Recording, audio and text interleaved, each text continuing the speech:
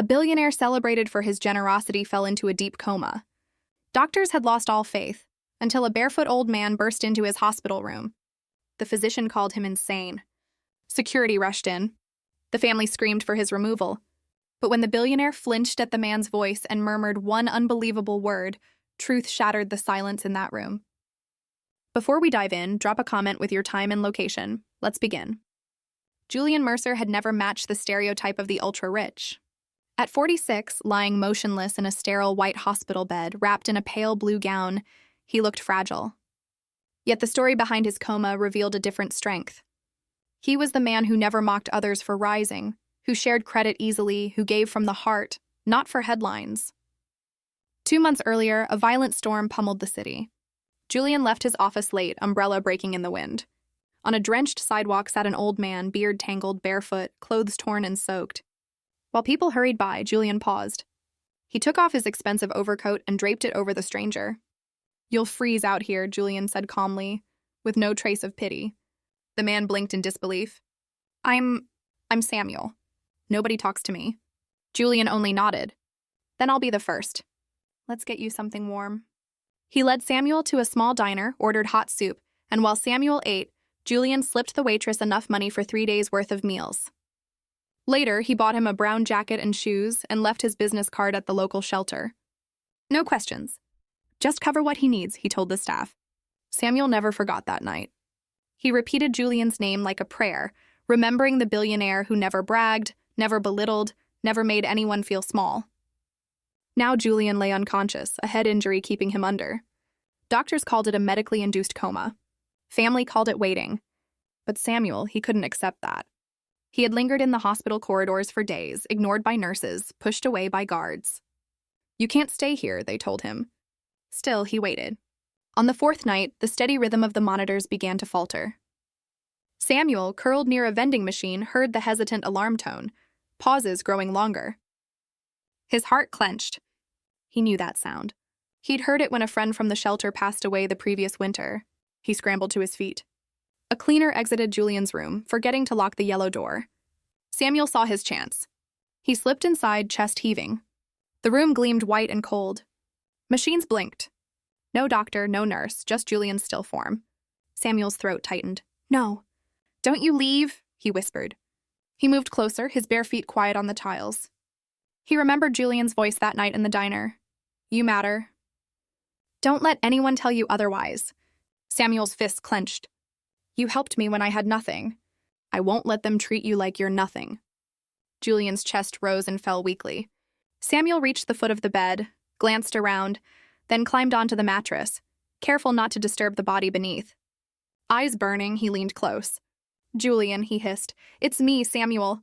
You gave me this jacket. You bought me shoes. You didn't laugh like the others. Hear me now, wake up." No answer. The monitor's rhythm stayed slow and lazy. Samuel shook his head, tears streaming down his dirty cheeks. "They think you're just another patient. To me, you're the man who saved my life. Don't you dare give up." Behind him, footsteps thundered. The yellow door creaked open. A voice barked, "What's going on here?" Samuel spun around. A doctor in a white coat and blue tie stood frozen, eyes wide. "Get down from there this instant," the doctor ordered. Samuel snarled, "You'd let him die while you write reports." "I won't." He gripped Julian's limp hand. "You remember me, don't you? You said kindness doesn't need an audience. Prove it, come back." "Security now," the doctor shouted. But Samuel bent closer, forehead nearly touching Julian's. "I owe you, and I'll yell in your ear until you hear me." "You're not done, Julian Mercer." "Not yet." The monitor flickered, just a faint spike, but enough to make Samuel gasp. "That's it! That's you, come on!" Boots echoed in the hall. The door burst wider. 2 uniformed guards filled the frame. The doctor pointed furious. "Take him out!" Samuel's shoulders stiffened. Still crouched over the billionaire, eyes blazing, he growled, "Try it. If he wakes up, it won't be because of you. It'll be because I was here." Julian's fingers twitched faintly in Samuel's grasp. The doctor froze mid-command. The guards hesitated, confused. The monitor beeped faster, clear, undeniable. Samuel's eyes gleamed. "See? He hears me. You throw me out, you'll throw out the only man who reached him." The room went still, everyone holding their breath. The outcast who had once been ignored now stood as a shield over the billionaire who had once protected him. The door hung open, the guards uncertain, the doctor speechless. But Julian Mercer's subtle movement had changed everything, and Samuel refused to let go. The monitor beeped stronger. Samuel tightened his grip, voice trembling. "I told you can hear me. Don't stop now. Guards, remove him." The doctor shouted again, jabbing a finger. His coat flared, his blue tie tight against his chest as he barked orders. The guards lunged forward, hands outstretched, and Samuel turned sharply toward them. Story continues. "Touch me," Samuel snarled, "and you'll destroy the only chance he has left." His voice cracked like thunder. "You really believe your machines know him better than I do? He's breathing because of me." The doctor's face flushed crimson. "Nonsense. He's delirious. Remove him before he hurts the patient." But Julian's right hand jerked again, clearer this time, his weak fingers tightening faintly around Samuel's. The guards hesitated, exchanging nervous glances. "Don't you understand?" Samuel shouted, his voice booming through the sterile ward. "You're all blind. This man Julian Mercer gave me hope when I had nothing. And now I'm returning it." From the corridor, another voice thundered. "What's going on in here?" The door flew open. Graham Mercer, Julian's relative and legal guardian, stormed in, his luxury watch glinting, his suit flawless and neat. His eyes widened at the sight.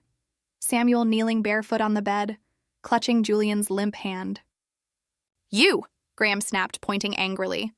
"Who let this beggar inside?" "Throw him out immediately!" The doctor agreed instantly. "Exactly what I've been saying.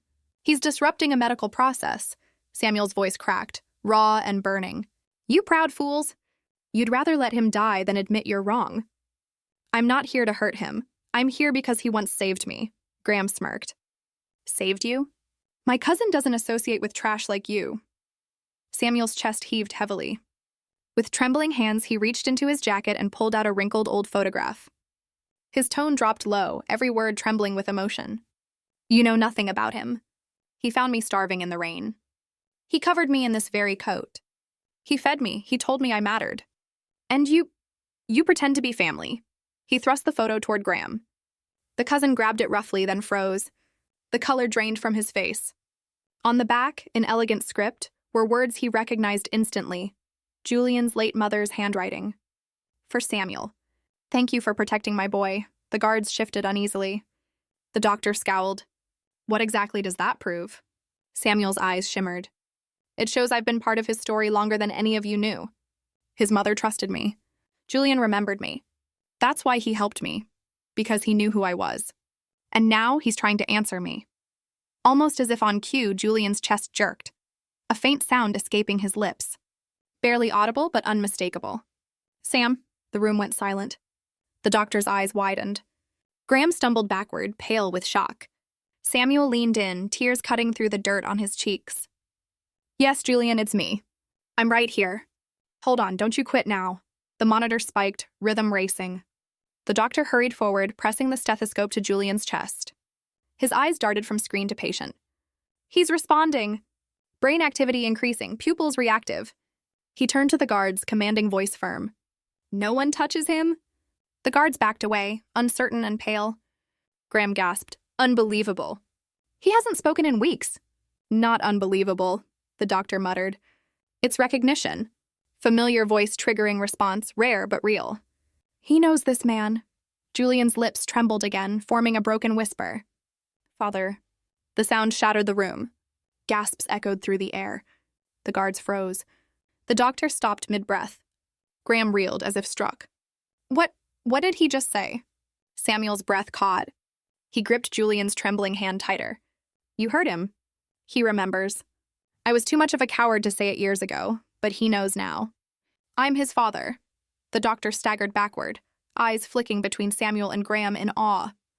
"You're lying!" Graham roared.